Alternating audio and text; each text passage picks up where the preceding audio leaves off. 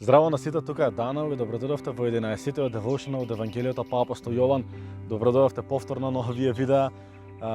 Ве молам, споделете го ова видео, тука ќе биде споделено Евангелието на Исус Христос, добрата вест која што спасува животи, која што спасува животи за во вечност. И денеска ќе читаме од Евангелието според Јован, како што кажав, 6 глава од 1 до 15 стих, каде што Исус нахранува 5000 луѓе. Но пред да се фрлиме на стиховите, ќе се помолам за вас.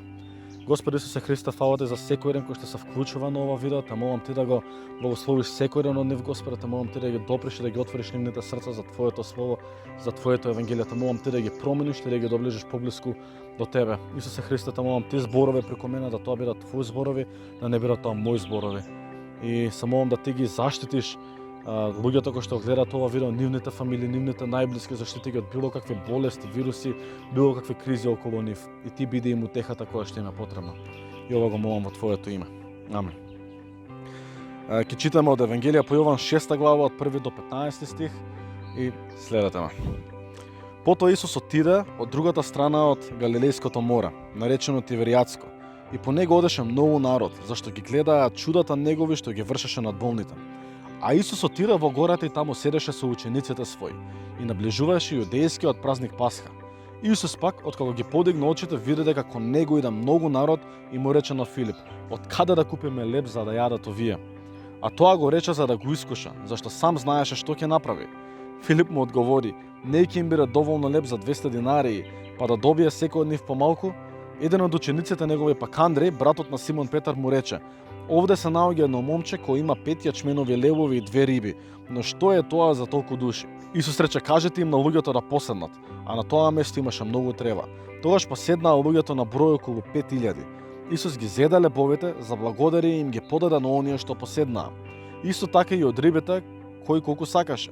А кога се наситија, им рече на учениците своји: "Соберете ги останатите парчиња за да не се загуби ништо."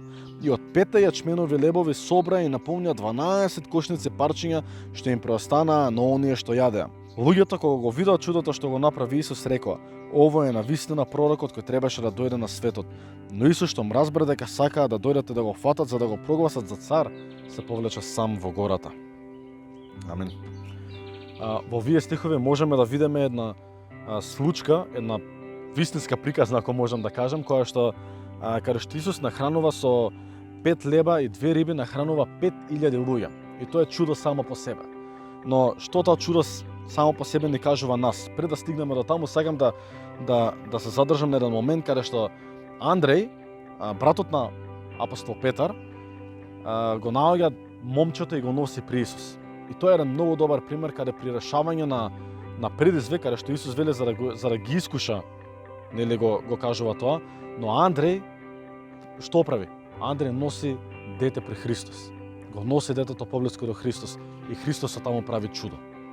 Но подлабоката порака која што сакам од овдека да ја извадиме сите ние, и нема да се задржам многу долго на ово видео, е тоа дека кога ние колку и да имаме, што и да имаме, ги оставиме тие работи, дали се финансии, дали се материјални работи во прашање, ги оставиме во Божји раце, ги предадеме на Христос, тој ќе ги умножи многу пати повеќе од тоа што ние имаме.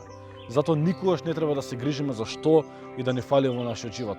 Колку и да ние се наоѓаме во некоја ситуација каде што не знаеме како да си помогнеме, не знаеме како да извлечеме до крајот на месецот, или не знаеме што е пред нас. Ние само треба да ги предадеме работите кои што ги имаме, кои што веќе ги имаме, да ги предадеме во рацете на Христос. Во Евангелие според Матеј 6 глава Исус дава цел параграф во беседата на гората, проповедта на гората, каде што вели: "Не грижете се што ќе облечете утре, не грижете се што ќе јадете, не грижете се, но најнапред барете го Царството небесно. Приложете ги сите работи во Исусовите раце и ќе видите какво чудо ќе направи тој со тоа. Било да е тоа храна, било да се тоа финансии, дајте ги тие работи во рацете на Христос и тој ќе ги умножи многу пати повеќе." Но за да стигнете до таму, треба да го следите Христос, треба да го знаете Христос. Треба да бидете веќе доближени до Него. Бидејќи сите тие работи ги направија луѓето кои што веќе го познаваа Христос, тоа беа апостолите.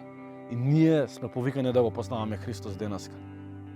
Затоа пред да го твојот живот, сврти се кон Него, повеќе во молитва и пред да ги сите работи кои што ги имаш, доколку сметаш дека ти фали тоа, самиот Исус ќе ти додаде, самиот Исус ќе го надокнади тоа.